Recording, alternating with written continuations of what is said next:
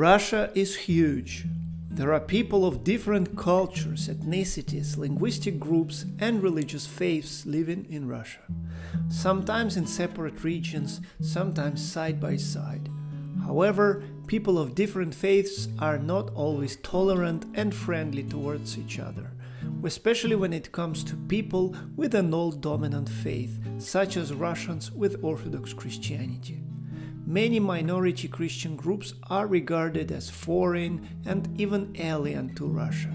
They are considered either for people of a foreign descent, like Catholics or Lutherans, or as invasive, proselytizing, and ill-intended heretics.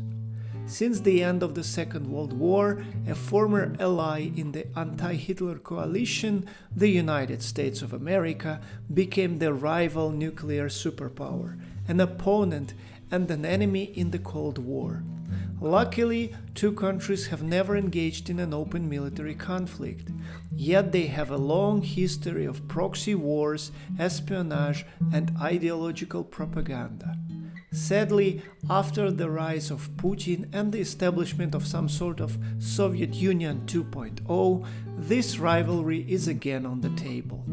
Whether Trump and Putin can negotiate peace in Ukraine and mutual cooperation or not, the anti-American agenda is still actively used in the Russian propaganda, at least in domestic issues.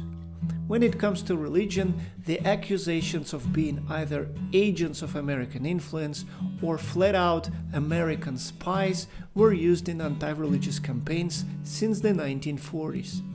Many Christian communities took the blame because of their historic roots, their connections, or even their structure. Let's discuss them one by one and see whether they have really been American spies disguised as preachers and missionaries. In the 1860s, the Russian Bible Society completed a full translation of the Bible into the then modern Russian language. Before that, the Orthodox Church used the Old Church Slavonic translation, which is a different language, though of course related to Russian. The Church still uses it for the liturgy. This translation became a catalyst for the emergence of new Christian communities. There have been Bible-centered groups even earlier than that, mostly sects split from the Orthodox Church, like Molokanie, Khlisty, Dukhabory, and others. However, the spread of the Bible, which any literate Russian could read, led to a great interest in the scripture and the rise of conversions to evangelical Protestant faiths. Baptists, Mennonites, and Adventists started winning souls for Christ in Ukraine, the Caucasus region, and the capital city of St. Petersburg. At the beginning of the 20th century, shortly after the Azusa Street revival, Pentecostals also came to Russia. Eventually, 4 evangelical churches formed: Baptist, Pentecostal, Seventh-day Adventist, and the one called the Church of Evangelical Christians. The latter would later merge with Baptists in 1944, when Stalin allowed one evangelical community to register. The Baptist movement has its roots in England, but the first missionaries to Russia came from Germany. Evangelical Christians formed under the influence of Dutch Mennonites, emerging from the groups of so-called Stundisti, organized around home Bible study groups. Neither of those has American roots, but since 1905, when Nicholas II issued a decree of the freedom of conscience, and until the start of the first Soviet anti-religious campaign in the 1920s, evangelicals established global connections, which inevitably led to the United States, where evangelical churches with the most influence have been even to this day. Pentecostals and Seventh-day Adventists, however, originated in the US. Both communities formed and developed their theology in America, and their Russian adherents inherited the fundamentals of their faith. Nevertheless, whether rooted in the United States or not, since the very beginning, all those evangelical groups consisted predominantly, and oftentimes exclusively, of local Russian converts. Naturally, not all of them were ethnic Russians, because the Russian Empire was even more ethnically diverse than today's Russia. But they were local Russian citizens, and most, though not all, native Russian speakers.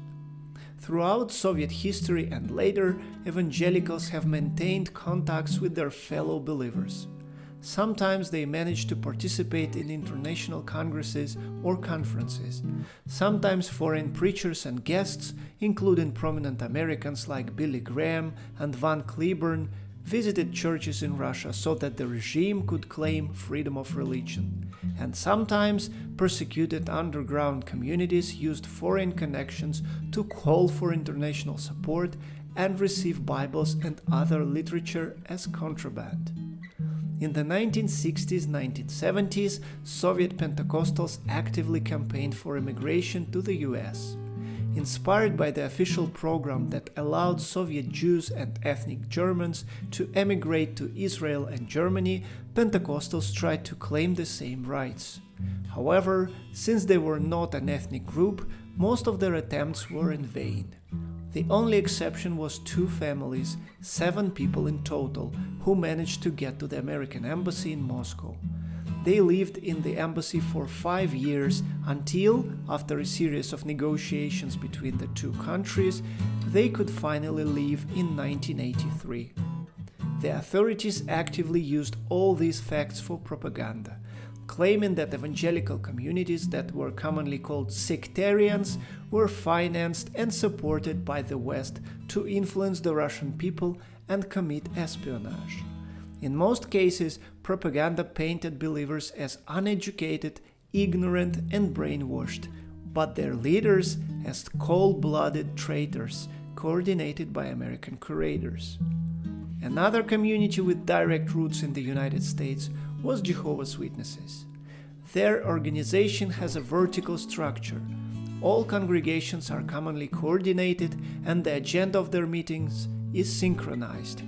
Since their emergence in the Soviet Union, after the annexation of the modern-day Western Ukraine, Belarus, Moldova, and the Baltic states, Jehovah's Witnesses were labeled anti-Soviet elements, deported to Siberia, and continuously persecuted until the end of the Soviet rule.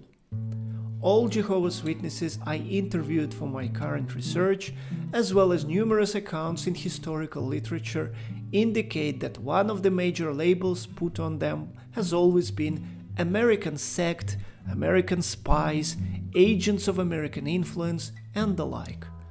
Even though most of them were persecuted for refusing to serve in the army, and in modern Russia they go to prison for extremism, that is, inciting hatred, they are still routinely labeled as American spies by the media and public opinion. Neither evangelicals nor Jehovah's Witnesses show any evidence of political influence from the West.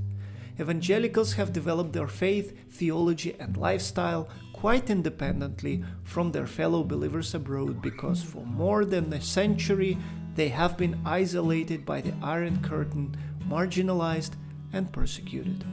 Jehovah's Witnesses, on the other hand, follow the same practices as their brethren in the US and elsewhere. However, since the early days of this denomination, they have taken a strong apolitical stance.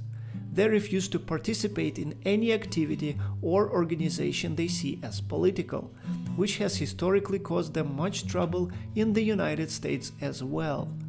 The American Jehovah's Witnesses were accused of communist sympathies at the same time as their brothers and sisters in the Soviet Union were accused of spying for the US. There are more Christian groups accused of being American agents. Shortly before the collapse of the Soviet Union, during the reforms of Perestroika, freedom of religion was established in the country. Eventually, this led to a huge wave of both new converts in already existing churches and countless new religious groups of all sorts and kinds. Some were represented by foreign Christian churches and some were totally new, though mostly influenced by global evangelical and Neo-Pentecostal movements. Some traditionally American communities like Mormons and various charismatic churches, but also the Salvation Army, originally from England, and many other groups emerged. Some of them have had a history in Russia before the Bolshevik Revolution. In any case, most of them are so small and relatively insignificant in the Russian religious market that assuming that they are spies or agents of American influence would be a huge stretch. What a waste of resources that would be. When it comes to Neo-Pentecostals and charismatic Christians, it is not easy to say because they are very different and diverse. Some of them, of course, could have an agenda, though that was mostly scam or fraud based on brainwashing and sectarian cult-like following, and aimed at filling the pockets of the leaders with gold. The majority, however, have been genuine believers. Maybe you disagree with their theology and cannot accept their worship practices, but their main goal has always been the worship of Jesus Christ, which naturally involves much evangelization and proselytism. Please like the video, leave a comment, and subscribe to the channel. I'll see you all next time.